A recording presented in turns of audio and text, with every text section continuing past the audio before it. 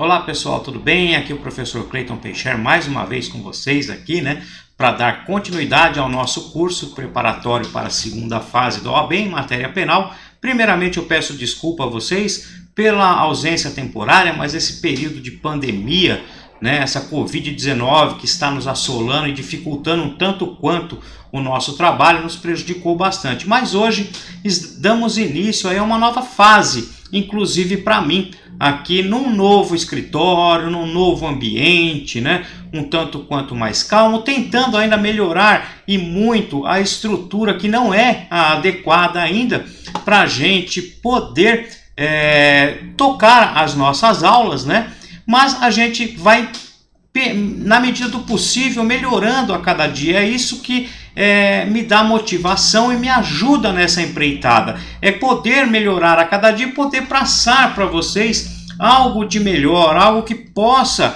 ajudar aí na aprovação da OAB. Então agora, a partir desse momento, nós damos seguimento ao nosso curso com um pouco mais de ênfase, Eu vou estar aqui tentando postar as aulas todos os dias para que a gente chegue lá perto da prova, vendo toda a matéria e tendo tempo para revisar algumas outras coisas, Fazer aulas de questões e a gente tirar as dúvidas.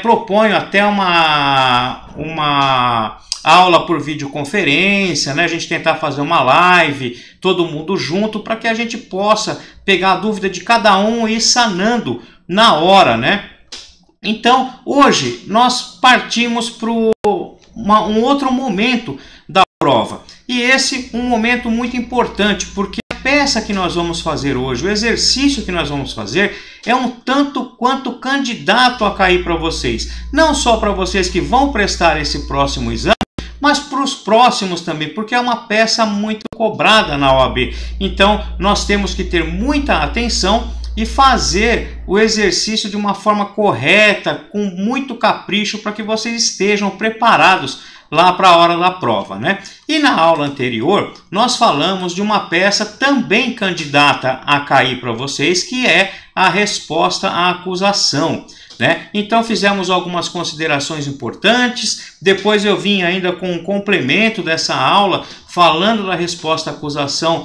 no tribunal do júri, Fizemos a estrutura da peça que nós estamos acostumados a fazer, raio-x, esqueleto, e fizemos uma peça base, para que vocês tenham como base aquele modelo e vá treinando para chegar na hora da prova de uma forma muito bem preparada, E eu sempre falo a vocês que antes de qualquer coisa, chegou lá na hora da prova, vocês devem abrir o caderno de prova e mesmo antes de ler o problema proposto pela OAB, vocês devem fazer a estrutura da sua peça lá no caderno de rascunho, Quando você abre a prova, você vai ter aquela parte do lado esquerdo de rascunho, então já faça ali aquela sua estrutura com os 5 pontos principais da sua peça e deixa ali de canto. Só depois que você fizer isso é que você vai ler o problema. E aí sim, depois vamos fazer raio-x, esqueleto, descobrir qual é a peça, a competência, as teses e assim por diante. Então essa é a metodologia que eu acredito que seja a melhor para vocês treinarem, para vocês se prepararem para esse exame que é tão importante, e é assim que nós vamos discorrer no decorrer do curso aí, Então vamos relembrar, eu vou passar no slide para vocês e nós vamos relembrar a nossa estrutura de peça e depois vamos partir para a leitura do exercício proposto nessa data, e assim como nas outras aulas eu passo a vinheta e vocês devem parar o vídeo nesse momento, porque quando vocês param o vídeo, vocês vão resolver o problema e depois de tudo pronto, a gente volta para fazer a correção. Sem esquecer, doutores e doutoras, que é muito importante que vocês se programem e treinem bastante para que vocês possam fazer raio-x, esqueleto, descobrir todas as teses, competência em aproximadamente 1h30, porque depois disso vocês teriam 1 hora para fazer a peça, para passar do seu rascunho para a folha de prova. E aí você teria 2h30 ainda para responder as questões, Sendo 4 questões, você teria mais do que meia hora para responder cada questão. Então isso é tempo suficiente para você fazer uma boa prova com calma e tranquilo. Não vai deixar o nervosismo te pegar desse jeito, ok? Então vamos lá para o slide dar uma olhadinha como que ficou a nossa estrutura de peça, que eu passo em todas as aulas. Olha lá. Estrutura da peça. Nós temos 5 pontos principais e o primeiro deles é o endereçamento, né? O endereçamento, a competência para quem você vai direcionar a sua peça. Depois disso nós temos o preâmbulo, que é a peça em si, qual o fundamento jurídico, né, que você vai dar àquela peça. Então o réu, ou a vítima, ou fulano de tal vem à presença de Vossa Excelência por seu advogado apresentar tal peça com fulcro naquele artigo de lei. Esse é o nosso preâmbulo e isso que você vai preencher lá quando fizer a sua estrutura de peça. Depois dos fatos, e eu sempre digo a vocês que vocês devem resumir os fatos, né? Os fatos são importantes sim, porque embora você não receba pontuação quando está falando dos fatos, isso faz parte da estrutura da sua peça. E se o examinador não conseguir, né, saber do que está se tratando, ele não vai entender as suas teses defensivas. Então os fatos, resumidamente, são importantes para a peça, perfeito? Depois do direito, e quando falamos do direito, né, que é onde você vai efetivamente discorrer sobre as teses de defesa, nós separamos ela em 3 partes. Nós falamos em teses preliminares, né, nós falamos em mérito e falamos em teses subsidiárias, que diz respeito à pena, regime e substituição da pena privativa de liberdade por restritivas de direitos, né? E só relembrando para vocês aqui, nós temos as teses preliminares que eu falo para vocês a grosso modo, né, analisarem da seguinte forma. Preliminares: extinção da punibilidade do artigo 107 do Código Penal, prescrição do artigo 109 e nulidades do 564 do CPP. Depois, quando falamos em mérito, nós vamos analisar o MATIC, né?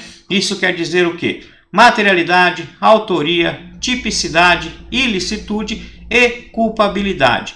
Passando disso, então, nós falamos das teses subsidiárias, que é a aplicação de pena, regime inicial de cumprimento de pena e substituição da pena privativa de liberdade por restritivas de direitos. Perfeito? E depois disso, caminhamos ao final da peça, que são os pedidos. E eu sempre digo a vocês que os pedidos têm que ser correlatos, né? Aquilo que você argumentou lá no direito é o que você vai fazer os pedidos. Então você tem que ter essa correlação, pedir aquilo que você argumentou no direito. E aí sim você terá uma peça perfeita. Aí, local e data, sempre lembrando a vocês de fazer o calendário, né? Para não errar, não correr o risco de errar a data que você vai colocar na prova, porque a OAB por vezes exige que você ingresse com a medida cabível no último dia do prazo. Então, como vale ponto, a gente não vai perder esses pontos bobos, né? Nós temos que colocá-los no bolso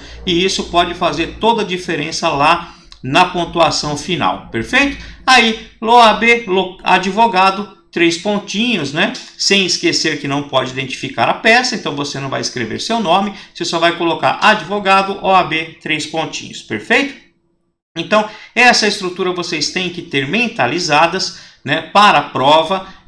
Isso tem que ter um raio-x na sua cabeça dessa estrutura, porque se você seguir esse passo que eu coloquei aqui na tela para vocês, com certeza vocês não vão ter dificuldades na hora da prova, tá bem?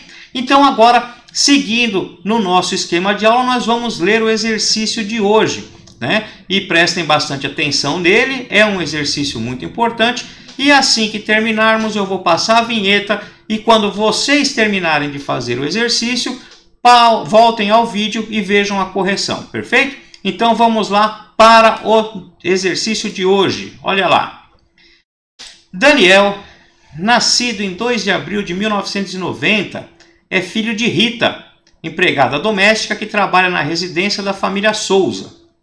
Ao tomar conhecimento por meio de sua mãe que os donos da residência estariam viajando para comemorar a virada de ano, vai até o local no dia 2 de janeiro de 2010 e subtrai o veículo automotor dos patrões de sua genitora, pois queria fazer um passeio com sua namorada.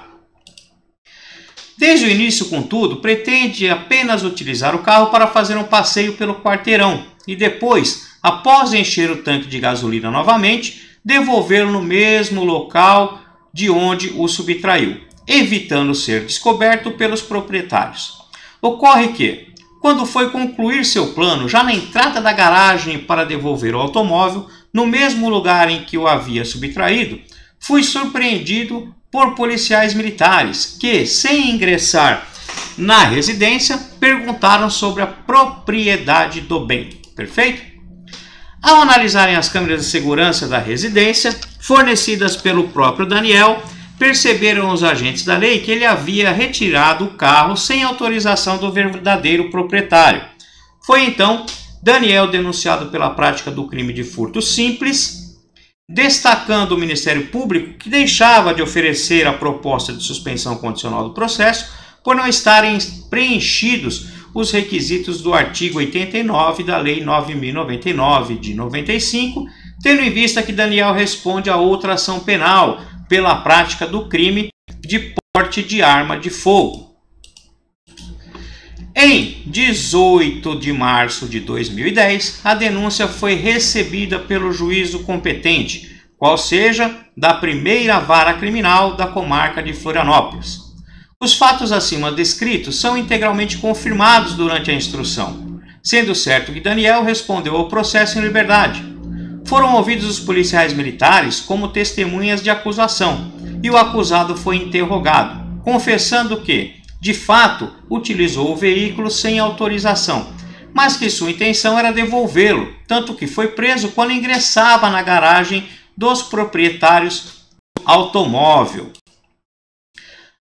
Após foi juntada a folha de antecedentes criminais de Daniel, que ostentava apenas aquele processo pelo porte de arma de fogo, que não tivera proferida sentença até o momento, o laudo de avaliação indireta do automóvel e o vídeo da câmera de segurança da residência.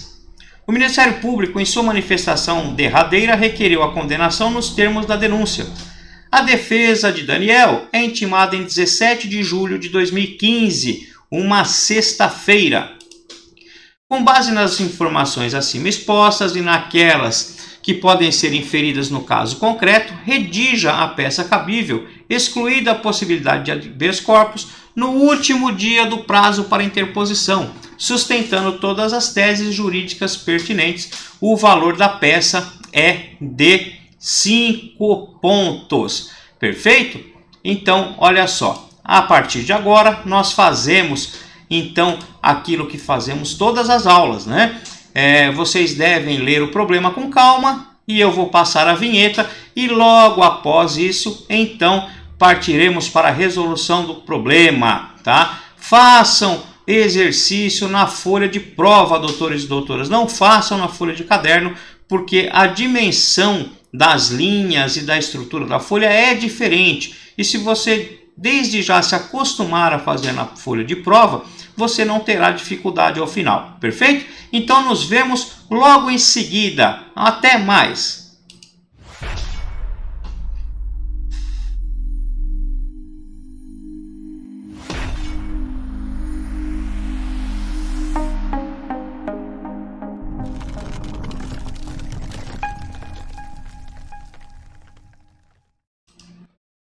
Tudo bem, pessoal? Aqui é o professor Clayton novamente com vocês, né? E agora para a correção do nosso problema de hoje. E nós temos que começar tudo isso, né, com o nosso raio-x. Eu sempre digo a vocês que aquela estrutura de peça vocês deixaram lá na folha de rascunho, na primeira folha, e ela é uma das partes mais importantes da nossa prova, né, do nosso exercício e da nossa organização para resolver o problema. Então, deixem ela quietinha lá e nós vamos partir em direção ao nosso raio-x. Vamos fazer o raio-x para tirar todas as informações objetivas do problema e separar, né? Em vez de você ficar rabiscando a sua folha de prova, depois você não vai entender mais nada, você retira as informações importantes lá do problema e coloca no seu raio-x. Depois disso vamos fazer esqueleto, descobrir qual que é a peça apropriada para esse caso e descobrir qual a competência. E depois disso falaremos das teses defensivas e dos pedidos. E ao final vamos montar então a nossa peça para que sirva como base para vocês aí continuarem exercitando, né? Fazendo os exercícios que vocês têm aí na apostila, na internet, façam exercícios anteriores, porque isso é muito importante, perfeito? Então vamos seguir com a nossa correção agora, fazer o nosso raio-x. Olha lá. Raio-x. Então lá no raio-x nós temos que descobrir primeiramente quem é o nosso cliente, né? E o nosso cliente nesse caso é o Daniel. E depois disso se ele é réu ou vítima. E o nosso cliente aqui nesse caso é réu. Está preso ou solto? E o Daniel está solto. Qual a infração penal que ele está sendo acusado, né, doutores e doutoras? Então ele está sendo acusado de furto simples, lá no artigo 155 caput do Código Penal, perfeito? Qual é a pena em abstrato? A pena vai de 1 a 4 anos de reclusão, perfeito? Tem pena em concreto? Não, não tem pena em concreto porque ainda não teve sentença, né? Nós estamos no momento que não temos a sentença ainda. O problema não falou nada de condenação. Então nós não temos pena em concreto. Seguindo então, rito processual aqui, o nosso é o ordinário.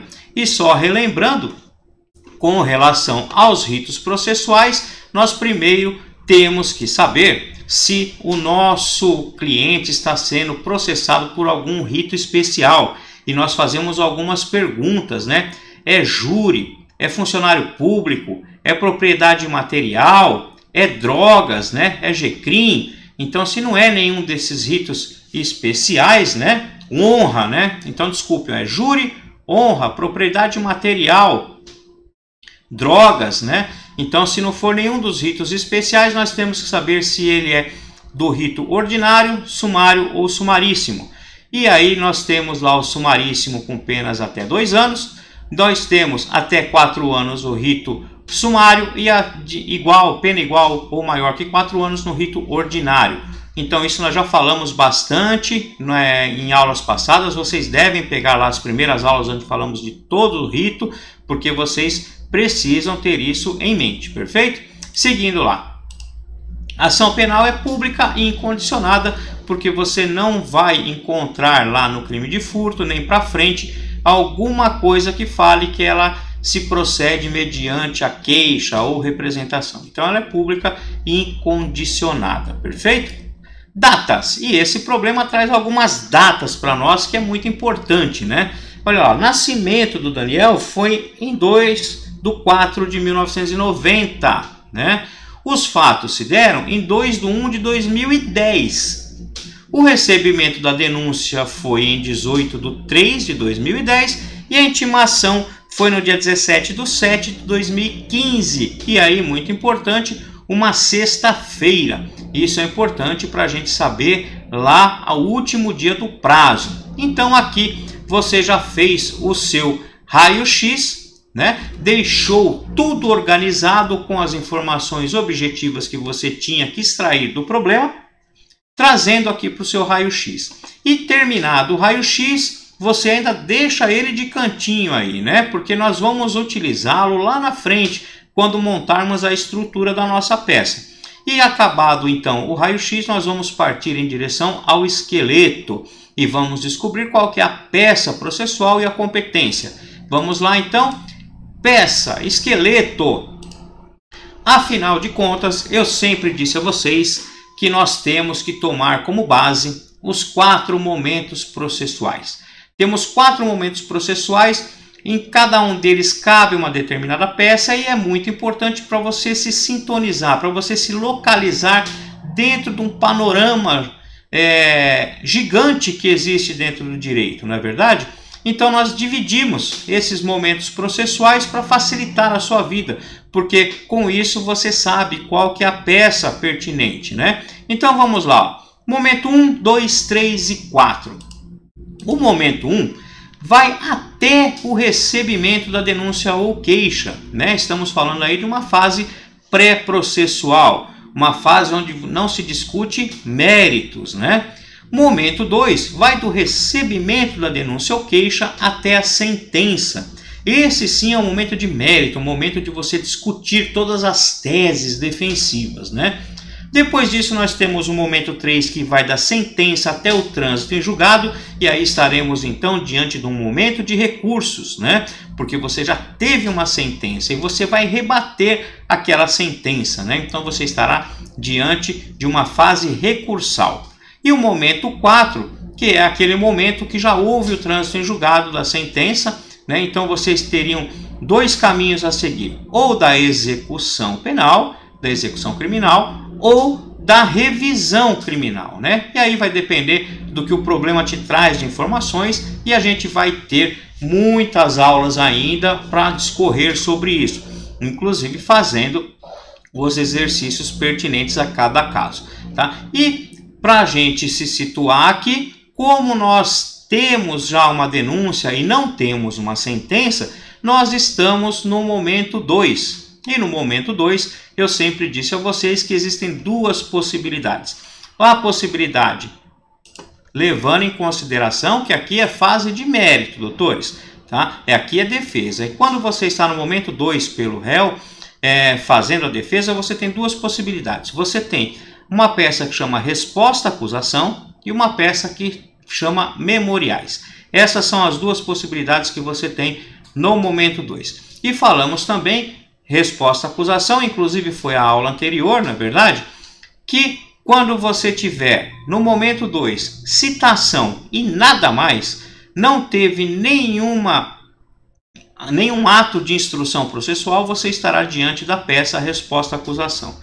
Entretanto, qualquer coisa que ocorrer após a citação que deu início à instrução processual, não se fala mais em resposta à acusação, tá? E você vai falar então em memoriais. No nosso caso aqui, no exercício de hoje, vocês têm que ouvir a instrução, porque foram ouvidos inclusive os policiais militares como testemunha de acusação, e o nosso cliente, o Daniel, o réu, né, foi inclusive ouvido e confessado toda a prática delitiva lá, né? Todos os fatos foram corroborados pela própria narrativa do Daniel. Então, já tivemos uma instrução criminal, tá? Por fim, lá o problema ainda fala que o Ministério Público, em sua manifestação derradeira, requeriu a condenação do réu nos termos da denúncia. Ou seja, foi oferecida a denúncia, foi oferecida a resposta à acusação, o juiz entendeu por marcar a audiência de instrução o que foi feito e ouvida testemunhas, interrogado o réu. Então, com toda certeza, nós estaremos aqui no momento 2, a nossa peça de hoje é memoriais, perfeito? Então vamos seguir lá para o slide para a gente ver como que fica isso. Olha lá. Momento 2, pelo réu, nós temos resposta à acusação. Como eu disse a vocês, quando se falar tão somente em citação e nada mais, não é o nosso caso, e nós temos os memoriais lá do artigo 403, parágrafo 3º do Código de Processo Penal. Essa é a nossa peça de hoje, uma das peças mais importantes da OAB. E por que eu digo que é uma das peças mais importantes, doutores e doutoras? Porque é aqui que a OAB pode exigir o máximo do candidato, porque nós temos muitas teses, né? Diferente daquela fase lá do momento 1, por exemplo, quando você vai discutir uma liberdade provisória. É muito pouco para a OAB exigir do candidato para aprovação no exame de ordem uma peça como liberdade provisória. Agora, quando você fala em memoriais, você tem muita tese para discutir, você tem muitos assuntos, você tem muito crime que pode ser praticado, não é verdade? Então, essa peça é uma das favoritas para cair em qualquer exame da ordem. E vocês têm que ter muita atenção com ela. E eu sempre falo que se você seguir o passo a passo que eu indico para vocês aqui, com certeza vocês vão cercar a OAB e ela não vai ter como não aprová-los. Basta seguir os passos que eu vou indicar, porque as teses não são difíceis de encontrar, perfeito? Então, seguindo, vamos lá para ver a nossa peça de hoje, que são os memoriais do artigo 403, parágrafo 3º do Código de Processo Penal. Olha lá. Descoberta, então, a nossa peça processual, nós vamos falar de competência, né? Saber com quem é que estamos conversando. E nós temos algumas instâncias para isso. E nesse caso, olha lá, nós estamos falando com um juiz. Por quê? Porque nós temos primeira instância, onde se fala com o juiz, segunda instância, onde se fala com o tribunal, né? Os TJs ou TRF, né? Depois, uma terceira instância especial, aquela que nós falamos com STJ e STF. Aqui não tivemos nenhuma instrução, nenhuma sentença, não tivemos nada. Nós estamos na fase inicial do processo, né? Aquela que está se angariando provas ainda para condenar ou absolver o réu. Então, com certeza, nós estaremos na primeira instância falando com o juiz. Então aqui já descobrimos a primeira instância, mas para quem, né? Com quem que nós vamos conversar? Então nós temos algumas possibilidades aqui que vocês devem ficar atentos. Olha lá, o órgão adequado. Você vai ter que fazer algumas perguntas, né? E a primeira delas é se é júri. Você está falando com a vara do júri? Não. GCRIM? Não. Vara criminal federal? É um crime federal? Não, nesse caso também não. É vara das execuções? Também não é vara das execuções porque nós não tivemos nenhuma instrução. E você deve ter a vara criminal, então, como última possibilidade, né? Excluindo as outras para saber se realmente é ela a competente, né? O órgão adequado. E nesse caso nosso, sim, é lá a vara criminal. Perfeito? Então aqui nós já descobrimos qual que é a nossa peça e qual é a competência. E agora nós temos que fazer o seguinte, doutores e doutoras. Olha só.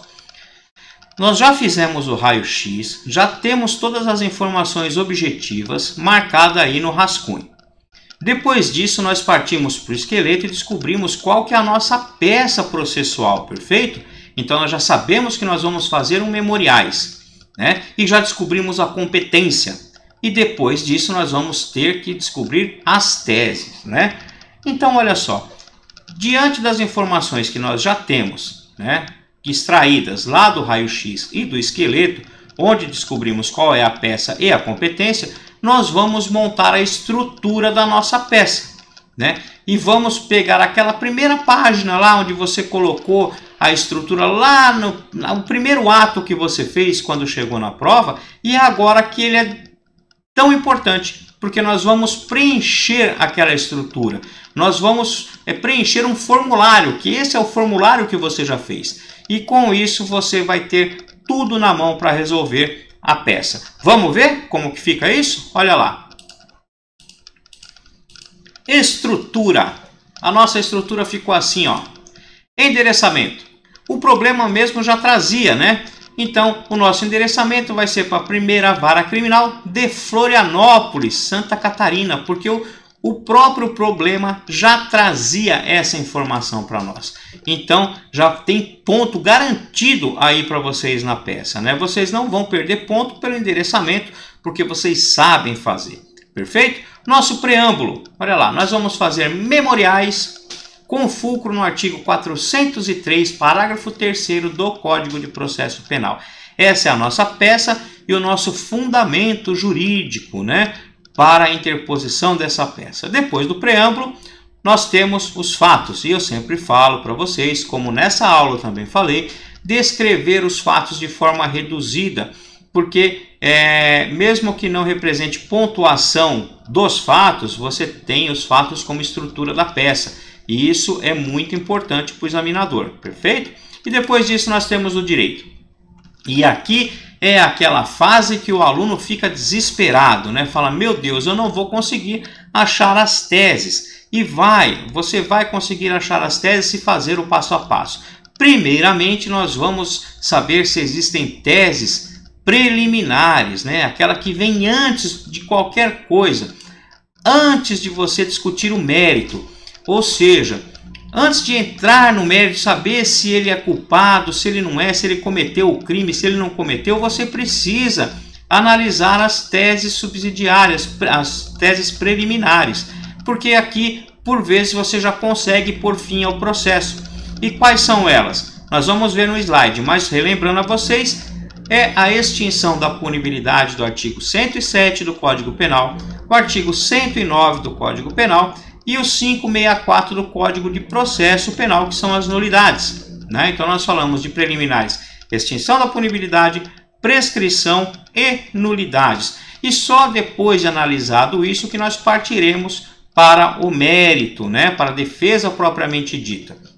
Isso não quer dizer que tenha as três possibilidades no problema. Às vezes você vai ter uma, às vezes você vai ter duas, às vezes você não vai ter nenhuma, né? Mas você precisa analisar cada uma delas. E se você fizer isso, ponto garantido. E eu já adianto para vocês também que a OAB costuma exigir do candidato dessa forma, tá? Quando se fala em mérito, tanto em memoriais quanto em apelação, onde você vai discutir uma sentença que já foi proferida, a OAB costuma exigir dessa maneira, uma tese preliminar, uma tese de mérito e as teses subsidiárias que nós vamos ver. Então é muito importante que você, candidato, coloque dessa forma que eu estou passando para vocês, porque se vocês fizerem desse jeito, vocês vão estar amarrando a OAB e ela não terá como não te aprovar. Vamos lá para o slide novamente.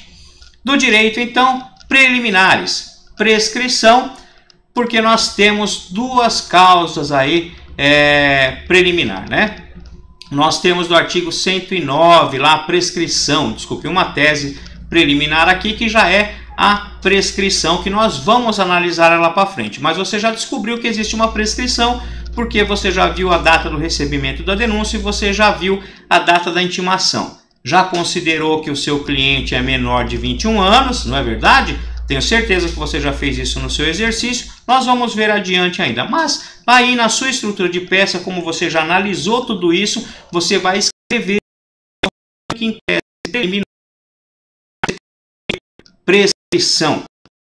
Lá na tese de mérito, onde você vai analisar materialidade, autoria, tipicidade, ilicitude e culpabilidade, você já identifica que nesse caso não tem tipicidade, porque trata-se de furto de uso. Ele não tinha intenção de ficar com a coisa, ele pegou aquele carro, mas com a intenção de devolvê-lo, perfeito? Então olha só, você já tem uma tese preliminar e você já tem uma tese de mérito. E depois você tem as teses subsidiárias. E aí sim, aqui é onde eu falo para os meus alunos que é muito importante, porque as teses preliminares são aquelas que dão a aprovação, porque a sua prova é construída com vários pontos, né? Ela é muito mitigada, ela é muito espalhada a pontuação, e você precisa colocar os pontos no bolso, né? Aqueles dados. E quando você fala de mérito, inevitavelmente você vai passar pelas teses subsidiárias e isso dá pontuação.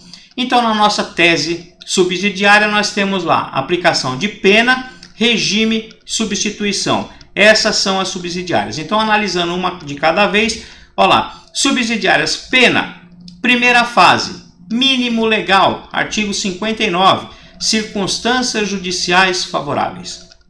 E temos também a súmula 444 do STJ. E você deve analisar a súmula sempre no seu vadimeco, porque pode ter remissões, tá? Então, você anote as remissões e já anotem no seu vadimeco todas as súmulas que eu falo aqui para vocês em aula. Isso deve estar marcado no seu vadimeco, que facilita a sua vida no dia da prova, tá? E a súmula 444 do STJ diz: é vedada a utilização de inquéritos policiais e ações penais em curso para agravar a pena base, né? Então, para agravar a pena base, não pode ser considerado inquérito policial, investigação ou processos em andamento, né? E isso está lá na súmula 444. Essa é a primeira fase da aplicação da pena. Segunda fase da aplicação da pena. Agravantes nós não temos nenhuma, mas nós temos duas atenuantes aí que precisam ser consideradas, né? Ser o agente menor de 21 anos na data do fato ou maior de 70 na data da sentença. Esse é um do caso, o nosso cliente era menor de 21 anos na data dos fatos. E também nós temos o atenuante do artigo 65, inciso 3, a linha D, que fala ter o agente confessado espontaneamente perante a autoridade a autoria do crime. E já estava descrito no problema que ele confessou a prática delitiva na totalidade, né? Confirmou tudo o que foi dito. Então aqui nós temos aí uma atenuante da confissão. A terceira fase da aplicação da pena, caso de aumento ou diminuição de pena, no caso aqui nós não temos. Mas percebam que vocês devem passar o passo a passo, com calma, um de cada vez, porque assim vocês vão ter segurança na hora da prova, perfeito? Então, analisamos aí as teses subsidiárias e falamos da aplicação da pena. Agora nós vamos ver regime. Olha lá. Regime. Artigo 33 do Código Penal, ok? A pena de reclusão deve ser cumprida em regime fechado, semiaberto ou aberto. A de detenção em regime semiaberto ou aberto, salvo a necessidade de transferência para regime fechado. Parágrafo 2º. As penas privativas de liberdade deverão ser executadas em forma progressiva, segundo o mérito do condenado, observados os seguintes critérios e ressalvadas as hipóteses de transferência a regime mais rigoroso.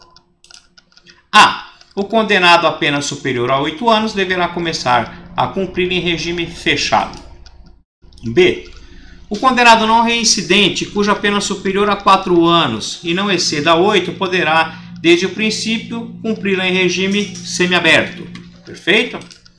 E aqui o nosso caso, o condenado não reincidente, e aqui fala que ele é primário, né? Só falou que ele tem processo em andamento, cuja pena seja igual ou inferior a 4 anos, poderá, desde o início, cumpri-la em regime aberto. Perfeito? Esse é o nosso caso aqui. Então, regime você vai pedir que seja o aberto com fulcro aí no artigo 33, parágrafo 2º, a linha C do Código Penal, tá? E depois nós vamos falar em substituição. E olha lá o que fala o artigo 44 do Código Penal, que eu sempre passo nas minhas aulas, que é o caminho que você deve seguir, essa é a sequência que você deve seguir para analisar as teses subsidiárias. Então, falando de substituição, nós temos aqui, ó, as penas restritivas de direitos são autônomas e substituem as privativas de liberdade quando aplicada a pena privativa de liberdade não superior a 4 anos e o crime não for cometido com violência ou grave ameaça à pessoa ou qualquer que seja a pena aplicada se o crime for culposo. O réu não for reincidente em crime doloso. A culpabilidade, os antecedentes, a conduta social e a personalidade do condenado, bem como os motivos e as circunstâncias, indicarem que essa substituição seja suficiente. E no nosso caso aqui, nós estamos lá diante de uma causa que se enquadra no problema, que é a do 44, inciso 1, né? Aplicada a pena privativa de liberdade, não superior a 4 anos e o crime não for cometido com violência ou grave ameaça à pessoa, ou qualquer que seja a pena aplicada se o crime for culposo. Percebam que aqui, mesmo que o juiz aplique a pena, essa não vai ser superior a 4 anos, perfeito? O crime não foi cometido com violência ou grave ameaça à pessoa e nosso cliente é primário.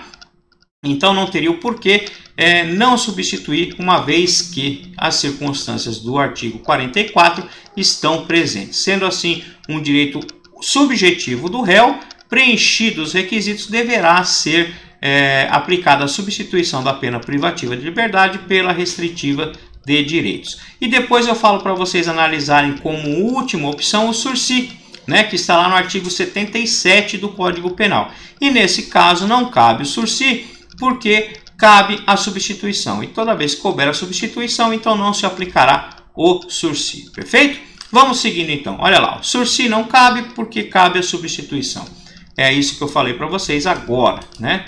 Então, agora nós vamos ver os pedidos. Eu sempre falo para vocês que os pedidos têm que ser correlatos, né? Aquilo que você argumentou lá na fase de direito são as suas teses, você vai pedir, porque você não pode só argumentar, você faz o pedido ao final e isso vale ponto, não pode esquecer, tá? Então nós temos naquela estrutura inicial que nós colocamos lá na prova, endereçamento, preâmbulo dos fatos do direito e do pedido. Então essa parte também é muito importante na prova. Vamos ver como que ficam nossos pedidos então. Olha lá.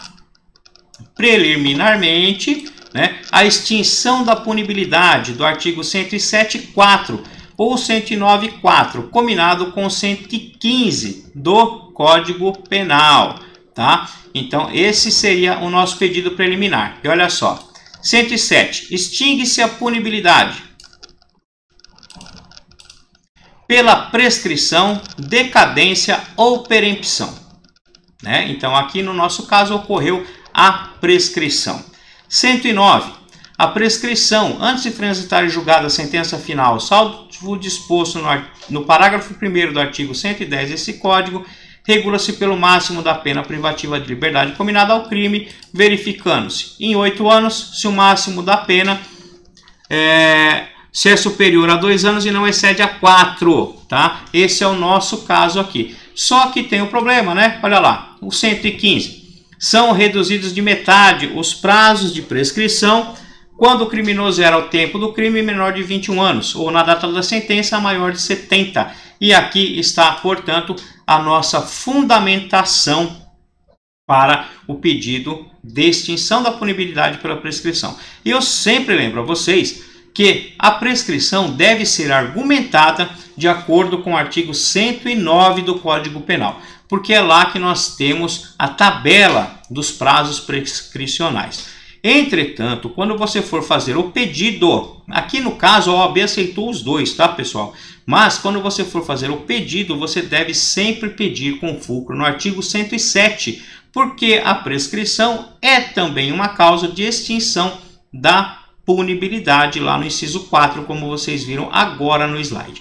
E no nosso caso aqui, você teria que seguir um pouquinho adiante ainda no assunto prescrição para perceber que reduz da metade o prazo prescricional se o réu era menor de 21 à época dos fatos ou se era maior de 70 à época da sentença. Perfeito?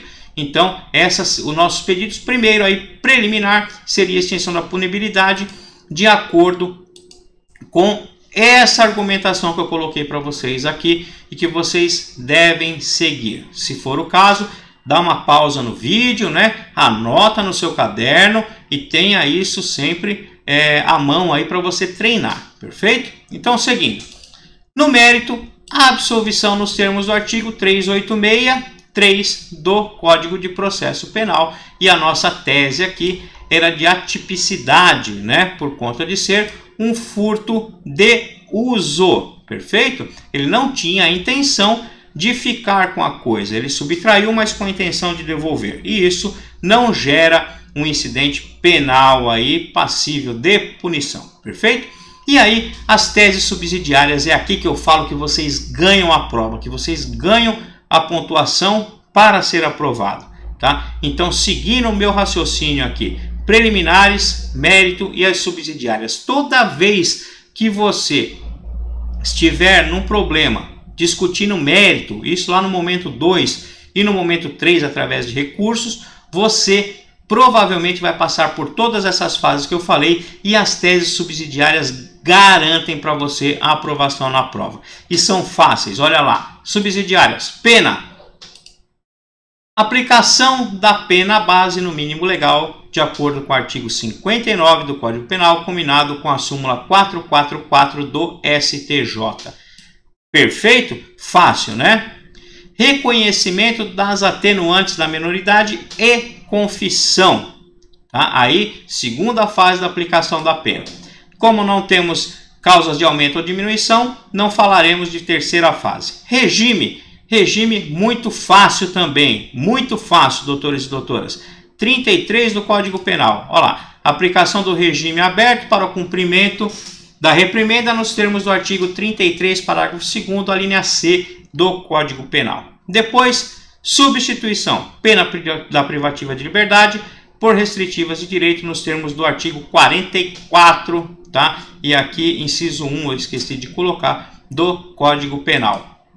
Termos em que pede deferimento, né? O local e a data, que eu falei para vocês que tem que tomar muito cuidado, porque vale ponto. No nosso caso aqui é dia 24 de julho de 2015, porque você foi intimado lá no dia 17, que era uma sexta-feira, né? Então o prazo começava a correr na segunda, no dia 20. Então você teria 5 dias, 20, 21, 22, 23 e 24 cairia numa sexta-feira. portanto, seu prazo fatal seria no dia 24. Advogado, OAB, número 3 pontinhos. E aqui, percebam, eu falo para vocês que as teses subsidiárias, quando você tem uma peça de mérito, ela pode fazer toda a diferença na sua aprovação. E ela é muito fácil de discorrer, muito fácil, porque você vai analisar 3 pontos, né? No máximo 4. Você vai analisar pena, regime, substituição da pena privativa de liberdade por restritivas de direitos e sursi. Quando você falar de aplicação de pena, você vai ter como base o artigo 59 do Código Penal, falando das circunstâncias atenuantes, as circunstâncias judiciais, né, que você tem que analisar se elas são favoráveis ao seu cliente. Depois, na segunda fase da aplicação de pena, você vai analisar atenuante e agravante, e na terceira fase, as causas de aumento e diminuição. Então, pena é muito fácil. Circunstâncias judiciais na primeira fase, atenuante e agravante na segunda, causa de aumento ou diminuição na terceira. Fechou. Aí, garantido o ponto. Regime inicial de cumprimento da reprimenda. Artigo 33 do Código Penal. 33, parágrafo 2º. Fechou. Substituição da pena privativa de liberdade por restritivas de direito. Artigo 44 do Código Penal. Fechou. Tá? E por fim, você vai analisar o artigo 77 do Código Penal, que é sursi. Ok? Então vejam como essas teses subsidiárias são simples de você verificar e que garantem uma pontuação enorme na prova para que você possa ser aprovado. Então faz toda a diferença. Não esqueçam nunca de passar pelas teses subsidiárias sempre que você estiver tratando de peça que discute mérito. Perfeito? Então vamos lá agora ver como é que ficou, né, a nossa peça processual, para que vocês tenham ela como modelo, tá? Para que vocês possam ir exercitando. É claro que cada um com o seu estilo de escrita, né, com o seu jeito, mas tenham essa como base, porque a gente discute os pontos principais. Então você vai ter uma argumentação ou outra diferente em cada peça processual, mas a estrutura dela é sempre a mesma.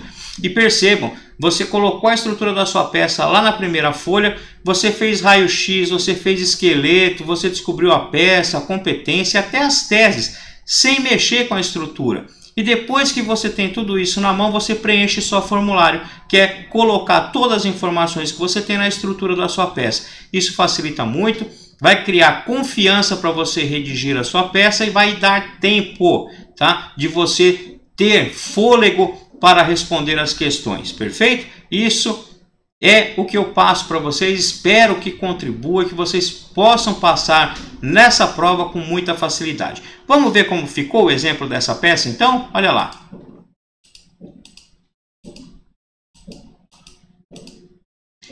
Excelentíssimo senhor doutor juiz de direito da primeira vara criminal da comarca de Florianópolis, Santa Catarina. Faltou um R ali, pessoal, me desculpem, tá?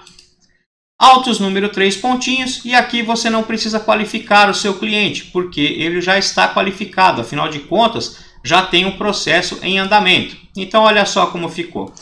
Daniel, anteriormente qualificado nos autos de epígrafe por seu advogado ao final firmado, procuração anexa, e eu sempre falo da procuração, aqui não é necessário, né? Não é exigido que você coloque procuração anexa, mas demonstra para o examinador que você sabe que para representar o réu você tem que estar munido no processo de procuração. Então eu sempre coloco nas minhas peças, perfeito? Vem respeitosamente perante Vossa Excelência apresentar memoriais com fundamento no artigo 403, parágrafo 3º do Código de Processo Penal, pelas razões de fato e de direito a seguir expostos. Dos fatos. E olha só, eu falo para vocês sempre resumir os fatos. E você tem que usar sempre os fatos, doutores. Deixa eu falar uma coisa para vocês.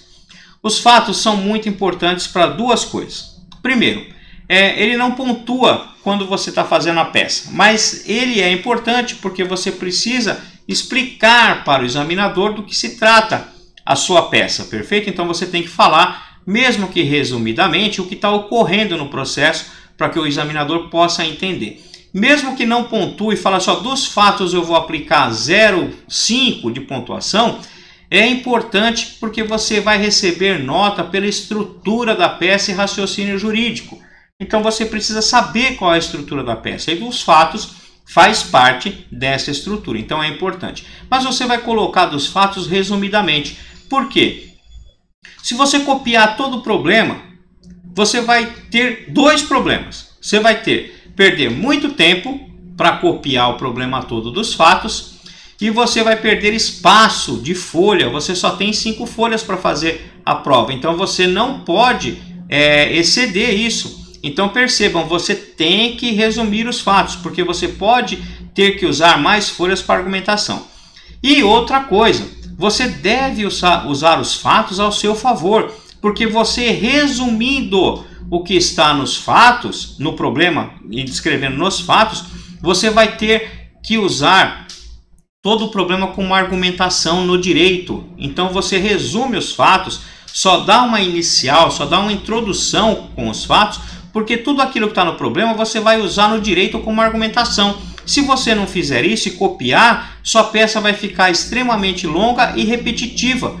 Vai ficar difícil do examinador entender, compreender o que você quer, então faça dessa maneira. Resume os fatos e use o problema como argumentação para você lá no direito, na hora que você for discutir as teses. Perfeito? Então vamos seguir lá. Olha como ficou dos fatos. O denunciado foi acusado e está sendo processado pelo crime de furto simples. Não é isso? É isso que ocorreu, não é? Consta da peça inicial acusatória que na data de 2 de janeiro de 2010, o réu teria subtraído o veículo automotor, faltou um R ali também, pertencente aos patrões, né, dos patrões, ó, desculpem pessoal o erro de digitação aí, tá? Dos patrões de sua genitora, sendo surpreendido por policiais militares no momento em que guardava o referido veículo na garagem da residência. Tá? Em instrução criminal, foram ouvidos os policiais militares como testemunhas da acusação, bem como o réu foi interrogado. O R aqui eu acho que é meu teclado, pessoal, que está com algum probleminha aqui, eu vou ver isso depois, tá? Porque está faltando um ali também. Ó.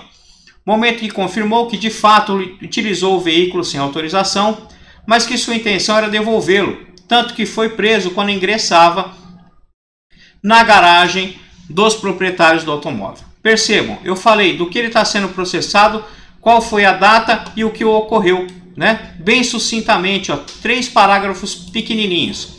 Após a colheita de prova, o representante ministerial, em sua manifestação derradeira, como está lá no problema, requereu a condenação do réu nos termos da denúncia. Acabou.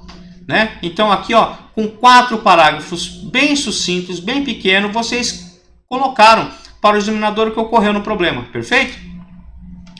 Em que pese as ponderações lançadas pelo parquê, é caso de improcedência da ação penal, pelos motivos que se passa a expor. Olha só, você resumidamente colocou em 4 parágrafos bem pequenininhos o que aconteceu, o crime que ele está sendo processado, a data que ocorreu, o que foi feito, né, de argumentação, o que o Ministério Público pediu e falou assim, ó, fechou o raciocínio, é caso de absolvição. O Ministério Público está errado, excelência. Então, você dá a introdução, argumenta em 1 parágrafo, no máximo 2, e depois fecha o raciocínio falando assim, o Ministério Público está errado, excelência. É o caso de absolvição. Perfeito? Aí sim você vai para o direito. Vamos ver como fica o direito. Do direito. Preliminarmente, nós vimos lá na nossa estrutura de peça, nós colocamos isso lá, né? Da prescrição. E aqui você vai ter que argumentar por que ocorreu a prescrição. E olha só. De acordo com o conjunto probatório, se pode verificar que o delito ocorreu na data de 2/1 de 2010. Pela prática do crime de furto simples, cuja pena em abstrato é de 1 a 4 anos de reclusão, sendo o prazo prescricional de 8 anos, segundo descreve o artigo 109.4 do Código Penal. Ocorre que a denúncia foi recebida em 18 de março de 2010, sendo certo que até a presente data não foi proferida a sentença, ou seja, já se passaram mais de 5 anos. E aí eu coloquei entre parênteses para vocês, ó, a intimação se deu 17/7/2015, ou seja, passados mais de 5 anos do recebimento da denúncia.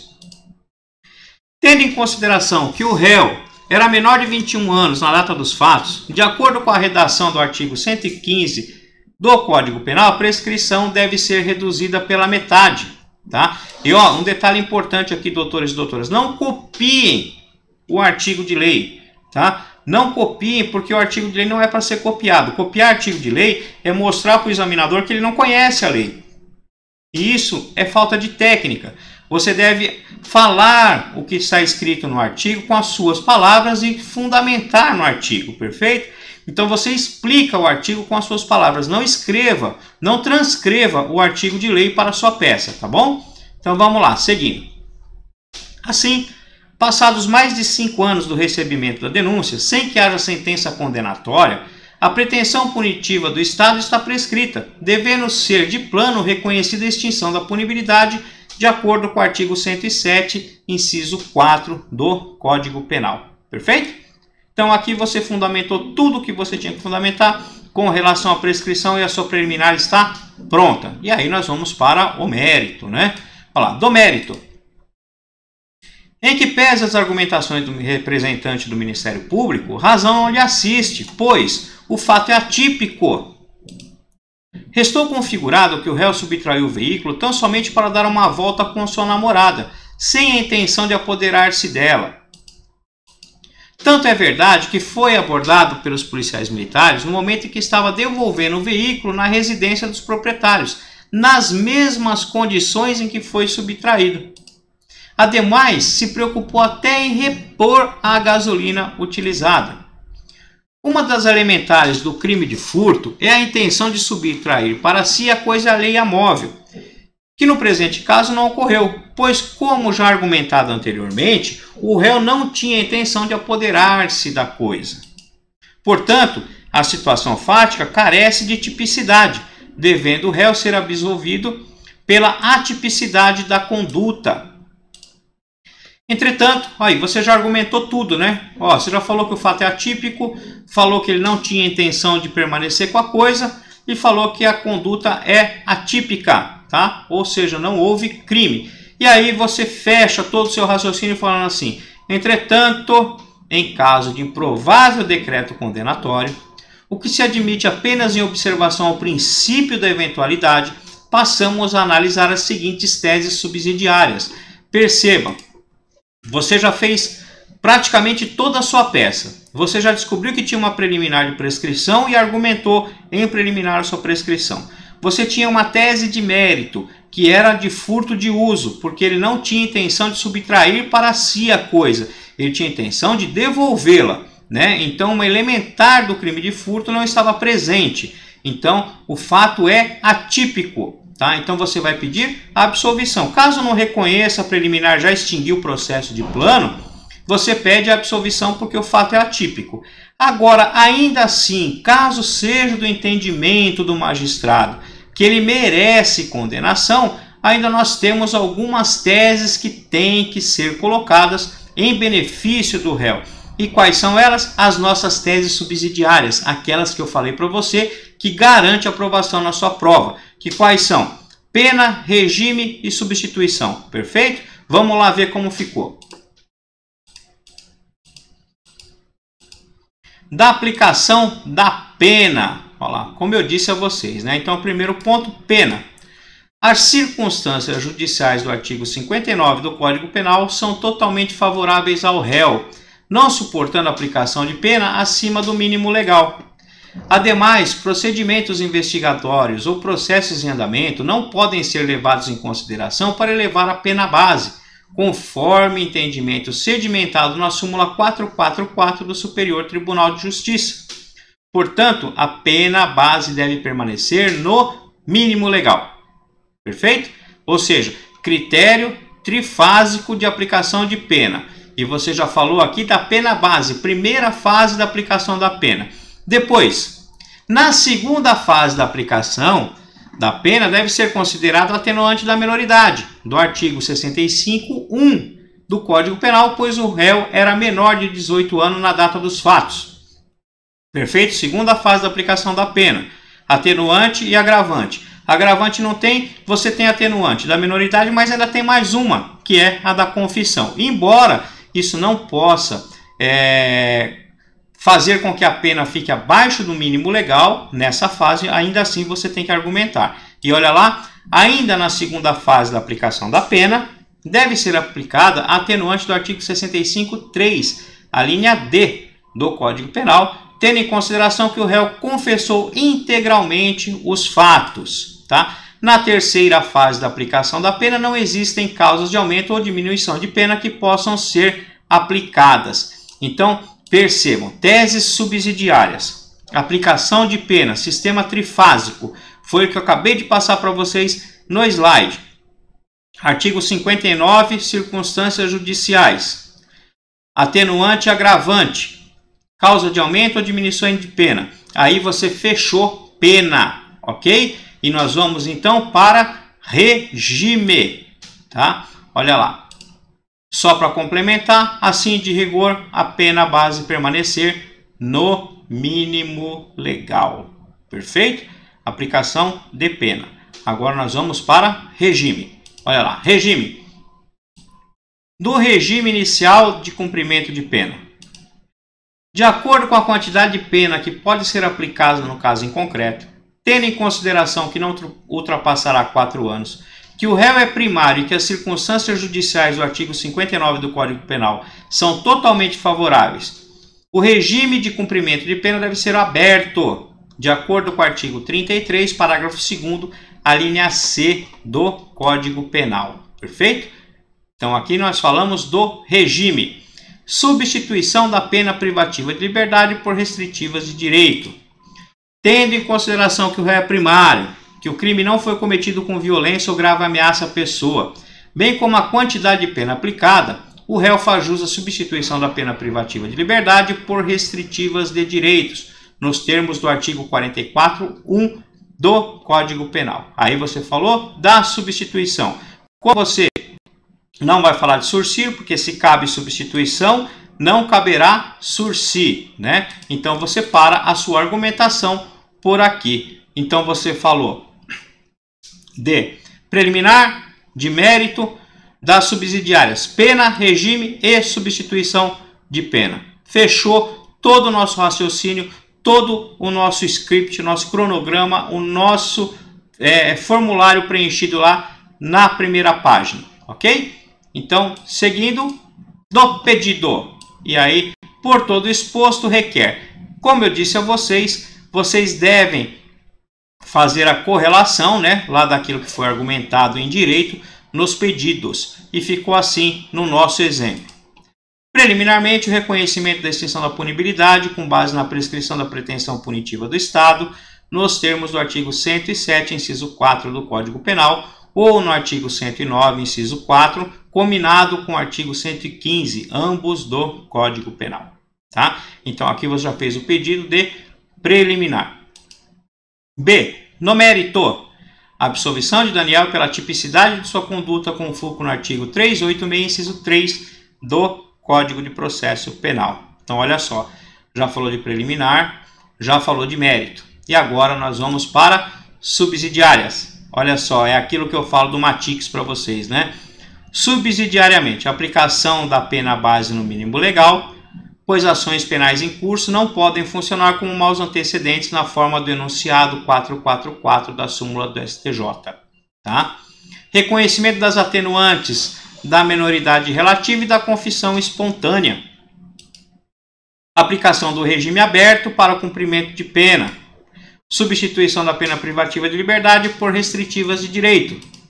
Termos em que pede deferimento local, 24 de julho de 2015. E aqui vocês teriam também que colocar Florianópolis, né? Me perdoem aí porque eu coloquei local, mas não é. O problema já trazia Florianópolis, então coloquem Florianópolis, 24 de julho de 2015. Advogado OAB, 3 pontinhos. E assim, portanto, ficou pronta a nossa peça processual. Essa aula teve duração até agora de 1 hora e 5 minutos praticamente, né? Então percebam que nós discutimos o problema todo e fizemos a peça em 1 hora. É lógico que vocês vão ter um pouco mais de dificuldade na hora da prova por conta do nervosismo, não da capacidade. Capacidade e preparo vocês têm, mas de uma certa forma vocês têm o nervosismo que joga contra vocês, não é verdade? Mas se vocês tiverem consciência de que estão preparados e ter que vocês sabem o cronograma, sabem como fazer a resolução desse problema, vai ficar fácil. Sentou lá na prova, faz sua estrutura, faz raio-x, faz esqueleto, descobre peça, competência. Aí as teses, vocês têm que analisar exatamente do jeito que eu falei para vocês. Preliminares, artigo 107 do Código Penal, artigo 109, que é a prescrição, né? 107, extinção da punibilidade, 109, prescrição, 564 do CPP, nulidades.